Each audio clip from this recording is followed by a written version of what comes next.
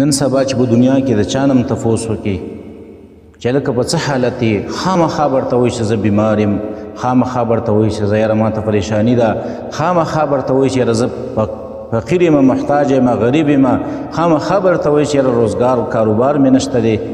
د دې د حل لپاره نبی علیه صلات وسلام یو اسانه وظیفه ښودلې ده. په حدیث کې رسول الله صلی الله علیه وسلم فرمایي ان اکثروا من قول لا حول ولا قوة الا بالله. تاسو د لا حول ولا قوة الا بالله ډیر وی ولی فانها من کنوز الجنه، دا د جنت د خزانونو یو خزانه ده.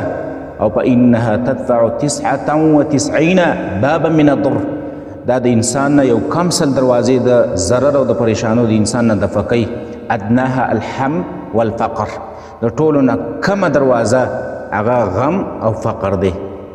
موږ او تاسو ته خو د ټولو نه غټ کار پریشانی ښکاري او دارنګې غم ښکاري او دارنګې قرض راته ښکاري او فقر راته ښکاري، خو نبی اسلام دا د یو کم سل دروازې د ضرر دفع کوي.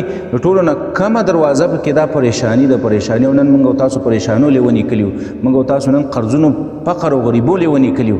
رسول الله اسلام وایي دا د انسان نه یو کم سل دروازې لا حول ولا قوة الا بالله، دا د انسان نه یو کم سل دروازې د ضررونو دفع کوي. د ټولو نه کمه دروازه پکې د څه شي ده؟ هغه د پریشانو ده، هغه د فقر او د محتاجۍ ده.